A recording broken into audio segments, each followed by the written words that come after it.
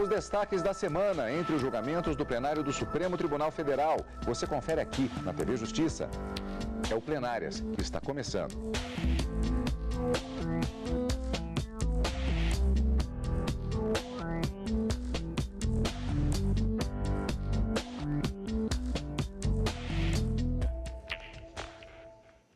Hoje, com os principais momentos das sessões dos dias 27 e 28 de setembro de 2017. Portanto, Karina, fechando na realidade o mês de setembro, expectativas para o mês de outubro. Mas vamos para a semana.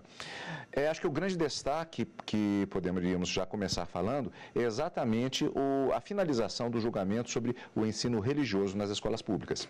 É isso aí, Cadu. Não só o ensino religioso foi concluído na quarta-feira, como também a retomada de um recurso extraordinário de suma importância no plenário na quinta-feira, tratando sobre a aplicabilidade retroativa da lei da ficha limpa a casos de inelegibilidade a cargos eletivos. Essa aplicação ainda não foi concluída, a aplicação e a retroatividade dessa lei da ficha limpa ainda não está concluída, mas uma maioria já se formou, uma maioria ainda não absoluta também, o julgamento pode virar, teremos que aguardar o resultado final desse IRE. Mas voltando para quarta-feira, depois de pelo menos 3 sessões plenárias, o Supremo definitivamente julgou que a disciplina do ensino religioso nas escolas públicas e no ensino fundamental de todo o Brasil não precisa ter apenas, como pedia o Procurador-Geral da República, a Procuradoria-Geral da República, ensinamentos históricos e dogmáticos e doutrinários das várias religiões existentes. É possível sim,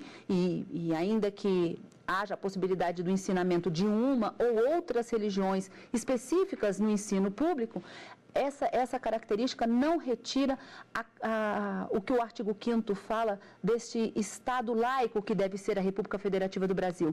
Essa laicidade do Estado brasileiro, que é justamente a manutenção da neutralidade entre as relações Estado e quaisquer tipos de religião.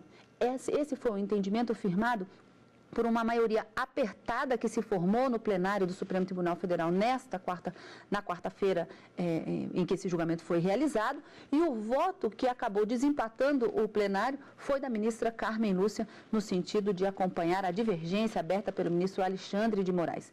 O relator dessa ADI era o ministro Luiz Roberto Barroso e entendia que o Procurador-Geral da República estava correto, os argumentos trazidos na ADI estavam corretos, e por isso ele julgava procedente a ação para entender que nas escolas públicas não poderia haver um ensino religioso de uma ou outra religião específica e que nem sequer essa disciplina poderia ser ministrada ou lecionada por um representante de quaisquer uma dessas religiões. Esse foi o voto do relator, ministro Luiz Roberto Barroso, que junto com outros 4 ministros ficaram vencidos. O ministro Alexandre de Moraes abriu a divergência na semana passada e o voto dele acabou angariando o maior número de votos, 6 votos, para julgar improcedente a ação direta de inconstitucionalidade e acabar entendendo que todas as religiões podem ser ministradas no ensino público fundamental e que a característica da laicidade do Estado, essa neutralidade, ela é existente a partir do momento em que a Constituição garante a facultatividade, a opção do aluno em se matricular naquela disciplina ou não. Esse foi o entendimento, ponto final, portanto, nessa discussão, que foi objeto, inclusive, de audiência pública realizada aqui no Supremo Tribunal Federal. Temas bastante interessantes e importantes, como não poderia deixar de ser na Suprema Corte de todo o Brasil. Vamos começar, portanto, revendo exatamente essa questão definida na quarta-feira. O plenário do Supremo, como vimos, portanto, decidiu que o ensino religioso nas escolas públicas pode ter natureza confessional, isto é, que as aulas podem seguir os ensinamentos de uma religião específica. Por 6 votos a 5, os ministros decidiram que as escolas públicas podem adotar um modelo de ensino religioso confessional. Na prática, significa que as instituições têm liberdade para promover crenças em sala de aula. A Constituição prevê o ensino religioso nas escolas públicas como disciplina do ensino fundamental, mas estabelece que a matrícula é facultativa. Nesta quarta-feira, os ministros Marco Aurélio e Celso de Mello defenderam o modelo não confessional, ou seja, sem vinculação a nenhuma religião, e o julgamento ficou empatado. Cumpre retirar o caráter confessional do ensino religioso em escolas públicas, afastando a possibilidade de representantes de entidades religiosas ministrarem nessa condição a disciplina. É tempo de atentar para o lugar da religião na sociedade brasileira. Esta, embora aspecto relevante da comunidade, digno de tutela na Constituição Federal, desenvolve-se no seio privado, no lar, na intimidade, nas escolas particulares, nas públicas, espaço promovido pelo Estado para convívio democrático das diversas visões do mundo, deve prevalecer a ampla liberdade de pensamento, sem o direcionamento estatal a qualquer credo. Ao fim, cabe delimitar o alcance do que decidido pelo Supremo nesta ação. A proibição do ensino religioso confessional atinge apenas as escolas públicas, no que preconizada a laicidade estatal. No âmbito privado, permanece a plena liberdade no tocante ao currículo da disciplina em jogo. Voto no sentido, acompanhando, portanto, o relator, voto no sentido da procedência do pedido para assentar a inconstitucionalidade do artigo 11, parágrafo 1º do Acordo Brasil-Santa Sé e conferir interpretação conforme a Constituição ao artigo 33 da Lei 9.394/96, estabelecendo que o ensino religioso em escolas públicas deve ser não confessional e ministrado por professores que não atuem como representantes de religiões. Ninguém pode ser obrigado a professar uma crença religiosa, a praticar ou a assistir atos de culto, a receber assistência religiosa ou propaganda em matéria religiosa. Ninguém pode ser coagido a fazer parte, a permanecer ou a sair de associação religiosa, igreja ou comunidade religiosa, sem prejuízo das respectivas normas sobre a filiação e a exclusão de membros. Ninguém pode ser perguntado, indagado por qualquer autoridade acerca das suas convicções ou prática religiosa, salvo para a recolha de dados estatísticos não individualmente identificáveis, nem ser prejudicado por se recusar a responder. Lembra-me, não é? Quando o promotor de justiça, em São Paulo, não é, recebia os autos do inquérito policial quando da folha de qualificação constava a pergunta invariável: qual a religião professada pelo indiciado? Ora, ninguém é obrigado a indicar a sua religião ou a sua preferência de ordem confessional. E admite-se que somente o faça quando se cuidar do recolhimento de dados estatísticos não individualmente identificáveis e nem ser prejudicado por se recusar a responder. E ninguém pode, no contexto do chamado conteúdo negativo da liberdade religiosa, ser obrigado a prestar juramento religioso. Tanto que a legislação processual, seja ela civil ou penal no Brasil, não estabelece juramento algum, mas apenas o compromisso de dizer a verdade, então somente a verdade. Nesse contexto, impõe-se como elemento viabilizador da liberdade religiosa, como foi destacado pelo eminente ministro Luiz Roberto Barroso, a separação institucional entre Estado e Igreja, a significar, portanto, que no Estado laico, como o é o Estado brasileiro, haverá sempre uma clara e precisa demarcação de domínios próprios, de atuação e de incidência do poder civil ou do poder secular e do poder religioso ou poder espiritual, de tal modo que a escolha ou não de uma fé religiosa revele-se questão de ordem estritamente privada, vedada no ponto qualquer interferência estatal, proibido ainda ao Estado o exercício de sua atividade com apoio em princípios teológicos, ou em razões de ordem confessional, ou ainda em artigos de fé, sendo irrelevante em face da exigência constitucional de laicidade do Estado, que se trate de dogmas consagrados por determinada religião considerada hegemônica no meio social, sob pena de concepções de certa denominação religiosa transformarem-se inconstitucionalmente em critério definidor das decisões estatais e da formulação e execução de políticas governamentais.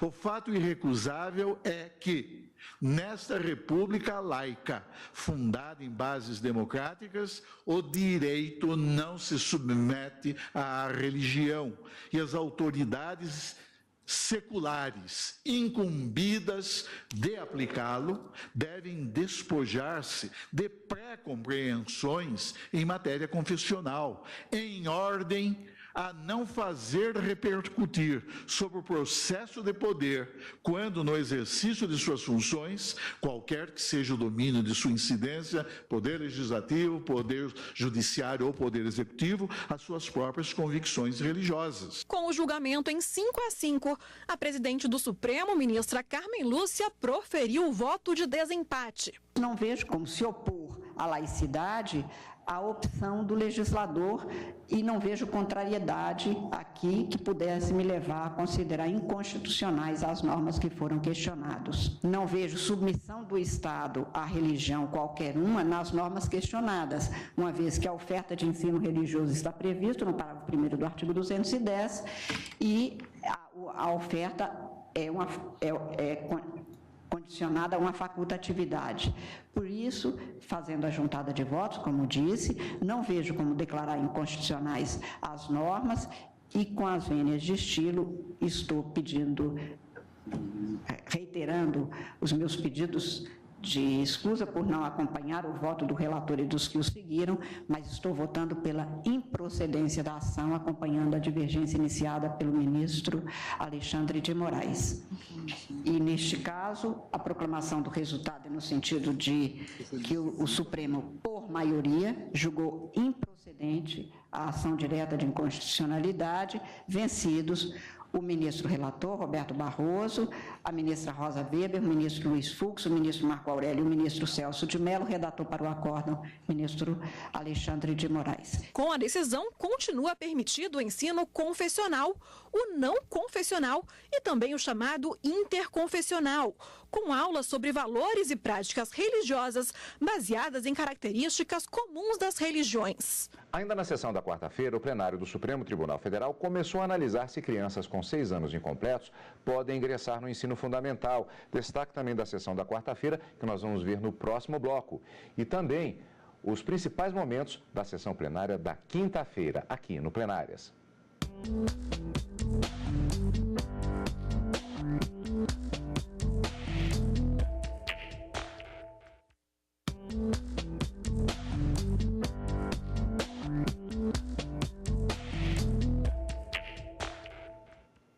Estamos de volta com plenárias, ainda com outro destaque da sessão plenária desta última quarta-feira. O plenário do STF ele começou a analisar, Karina, se crianças com 6 anos incompletos podem ingressar no ensino fundamental. Não foi tomada uma decisão ainda, mas é um processo que também está rendendo um debate bastante sério também. Uma ação declaratória de constitucionalidade, algo que a gente não vê muito comumente no plenário do Supremo, mas é um controle concentrado quando houver uma controvérsia jurídica acerca da aplicabilidade de uma determinada lei ou ato normativo federal, assim determina a Constituição. E aqui, no caso, a grande discussão é para saber se a determinação prevista na Lei de Diretrizes e Bases, que é uma lei federal sobre o ingresso dessas crianças com 6 anos no ensino fundamental, pode ser regulamentada por outras leis, fixando uma data ao longo do ano para que esses 6 anos sejam considerados como completos e como condição para o ingresso no ensino fundamental. Os ministros que já votaram até agora, porque esse julgamento acabou sendo suspenso em razão de um pedido de vista, votaram no sentido de que a Lei de Diretrizes e Bases, ela observa o que determina a Constituição, que não fixa a necessidade de 6 anos completos para o ingresso no ensino fundamental. Ela apenas diz que esses 6 anos são necessários ser aferidos no momento da matrícula, independentemente do dia do aniversário. Então, o ministro Alexandre de Moraes, ele pontua durante o seu voto que os 6 anos é no ano em que se completam os 6, de janeiro a dezembro. Não podendo as leis, como por exemplo uma que foi citada, fixar a data de 31 de março como se fosse um marco para se estabelecer a possibilidade ou não do ingresso desta criança no ensino fundamental. Isso porque a Constituição Federal diz que as crianças de até 5 anos de idade, elas serão matriculadas em creches, né, no ensino infantil e creches pré-escolar, pré-ensino fundamental, e aos 6 anos no ensino fundamental. E considerando essa lei que fixa a data de 31 de março, a criança que em fevereiro já tiver os 5 anos completos, ela já não pode mais se matricular nesse ensino infantil ou nessa creche pré-fundamental, e também não vai poder se matricular no ensino fundamental se porventura ela fizer aniversário em abril.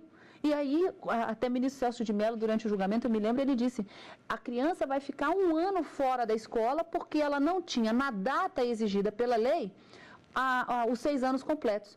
E os votos que já foram proferidos até agora, nessa ação declaratória de constitucionalidade, vem no sentido de que não se pode a lei estabelecer essa data como limite para o ingresso. O que deve ser considerado é o que diz a Constituição, que os 6 anos, ele deve ser completado naquele ano em que a criança vai cursar o ensino fundamental, de janeiro a dezembro, assim votou o ministro Alexandre de Moraes, e a ministra Carmen Lúcia também deu exemplos de que era dessa forma, inclusive, acho que na cidade dela, em Minas Gerais. Então, foi um julgamento que foi iniciado, mas ainda não concluído. Outro destaque da sessão plenária da quarta-feira. Vamos rever. Os ministros começaram a julgar uma ação em que se discute a constitucionalidade de dispositivos da Lei das Diretrizes e Bases da Educação Nacional, que determinam a idade mínima de 6 anos para o ingresso no ensino fundamental. A ação foi proposta pelo Mato Grosso do Sul, porque muitas escolas públicas e particulares no estado têm negado matrícula para crianças que não completaram 6 anos até a data de início do ano letivo. O relator, ministro Edson Fachin, votou pela procedência da ação para garantir que crianças que completam 6 anos durante o ano letivo, independente do mês de aniversário, sejam matriculadas. É constitucional a Lei 9394 de 1996, no que fixa a idade de 6 anos para o início do ensino fundamental, inadmitida a possibilidade de corte etário obstativo de matrícula da criança no ano em que completa a idade exigida. O ministro Alexandre de Moraes acompanhou o relator. Por um critério meramente limitativo administrativo, você que nasceu em abril fica 1 ano sem estudar. E daqui 1 ano você retorna. O 206, inciso 1º, diz: o ensino será ministrado com base nos seguintes princípios: igualdade de condições para o acesso e permanência na escola. Igualdade de condições, a igualdade daqueles que completam 6 anos. No caso, completam 6 anos no ano do ensino fundamental, de janeiro a dezembro. O julgamento foi suspenso por um pedido de vista do ministro Luiz Roberto Barroso. Destaque da sessão plenária da quinta-feira. O plenário do Supremo Tribunal Federal retomou o julgamento começado em 2015 sobre a lei da ficha limpa. Até o momento, 5 ministros votaram pela aplicação retroativa da lei. Os ministros voltaram a analisar um recurso em que se discute a decisão do Tribunal Superior Eleitoral, que determinou a aplicação da lei da ficha limpa a políticos condenados por abuso de poder econômico antes da norma entrar em vigor. No caso específico, o político havia sido condenado com decisão transitada em julgado e teria ficado por 3 anos inelegível. A lei da ficha limpa entrou em vigor em 2010 e aumentou para 8 anos o período de impedimento em caso de condenação. O julgamento havia começado em 2015. Na época, o relator ministro Ricardo Lewandowski e o ministro Gilmar Mendes entenderam que a lei não poderia retroagir. Nesta quinta-feira, o ministro Luiz Fux abriu a divergência. A inelegibilidade esculpida na linha D no inciso 14 do artigo 22, não constitui sanção. O reconhecimento do abuso do poder econômico ou político somente produzirá efeitos reflexos na esfera jurídica eleitoral do condenado se somente houver a formalização do registro em situação exatamente idêntica às demais cláusulas de inelegibilidade constantes da lei da ficha limpa. Em seguida, o relator reforçou sua posição em sentido contrário. Imagine Vossa Excelência, um regime, um governo autocrático assumisse o poder, e Deus nos livre, e para atingir seus desafetos políticos, faça editar uma lei tornando inelegível por 20 anos aqueles que já tinham a condição de elegibilidade, já haviam se candidatado e ganham uma determinada eleição, isso do ponto de vista do ideal mesmo, dos princípios da democracia, é algo impensável. Eu não vou nem entrar nas filigranas do ponto de vista, nas filigranas não, nas garantias fundamentais da coisa julgada, da confiança jurídica, da confiança nos atos da justiça e da administração, no princípio da segurança jurídica. Eu já estou pensando, inclusive, em termos mais amplos. O ministro Alexandre de Moraes acompanhou o relator. Os ministros Dias Toffoli, Rosa Weber, Luiz Roberto Barroso e Edilson Fachin seguiram a divergência. Não vejo em hipótese alguma falar-se aqui de retroatividade, qualquer que seja o grau ou a densidade, obviamente com o devido respeito da compreensão em sentido contrário. Portanto, esse aumento que se fez de 3 para 8 anos, em meu modo de ver, tal como exposto no voto de Sua Excelência o ministro Luiz Fux, que foi no sentido do desprovimento do recurso extraordinário, não vejo como afastar-se do que estabeleceu Sua Excelência de uma condição, requisito negativo de adequação de quem se coloca a um pleito eleitoral para preencher as respectivas condições. Um tempo em que não seja normal cobrar participação ou propinas em empréstimos públicos. Um tempo em que não seja normal cobrar pedágio de empresas estrangeiras que querem vir fazer negócios no Brasil. Um tempo que não seja normal cobrar propina para colocar na legislação normas que vão favorecer determinadas empresas. Um tempo em que não seja normal extorquir empresas e pessoas para não convocá-las ou humilhá-las em comissões parlamentares de inquérito. Um tempo em que não seja normal tomar dinheiro de empresários que tenham negócios com o poder público. Gente honesta paga as suas contas elevadas com talão de cheque, com cartão de crédito ou com transferência bancária. Não é normal as pessoas circularem com malas de dinheiro. A desonestidade foi naturalizada. E muitas pessoas, muitas mesmo, perderam a capacidade de distinguir o certo do errado. Karina, julgamento continua, portanto. O julgamento foi retomado com o voto vista do ministro Luiz Fux, que a gente viu, acabou se somando a outros 4 ministros que votaram também, entendendo como ele que inelegibilidade não é considerado sanção e que, portanto, há uma diferença bastante clara entre os casos de inelegibilidade prevista na lei da ficha limpa e na lei complementar 64 de 90, com as condenações judiciais que não se confundem. E com essa, uma rápida explicação, o voto dele foi um voto bastante didático, um voto bastante objetivo, eu diria. Eu achei até que foi um voto bastante ágil pela complexidade do tema e pela divergência aberta pelo ministro Luiz Fux. Ele acabou, de uma certa forma, entendendo que essa decisão do TSE deve prevalecer e que não há, de forma alguma, a violação da chamada coisa julgada com essa aplicação retroativa a fatos pretéritos ocorridos antes da promulgação ou antes da entrada em vigor da lei da ficha limpa. Mas, como a gente disse, esse julgamento ainda continua. Embora 5 votos já estejam com a divergência, outros 3 votos já foram proferidos no sentido contrário. De novo, assim como no ensino religioso, faltam 3 votos decisivos para serem proferidos. De novo, o ministro Marco Aurélio, Celso de Mello e ministra Carmen Lúcia vão proferir o seu voto e encerrar esse julgamento, que ainda pode mudar, né, Cadu? Embora tenham 5 votos com o ministro Luiz Fux na divergência, se esses outros 3 votarem junto com o relator, ministro Ricardo Lewandowski, entendendo que não deve prevalecer a decisão do TSE, a situação muda. Vamos ter que aguardar o retorno desse julgamento no plenário do Supremo. Vamos acompanhar. E o primeiro ano da ministra Carmen Lúcia na presidência do Supremo Tribunal Federal foi marcado pela redução no número de processos, o menor acervo registrado nos últimos 10 anos. O relatório de 35 páginas está disponível a todos os brasileiros. Traz os números de processos, julgamentos e decisões da gestão da ministra Carmen Lúcia desde a posse em 12 de setembro de 2016. Um ano atrás, o acervo do STF era de quase 61 mil processos. Hoje, esse número caiu para 46.500, uma redução de 24%.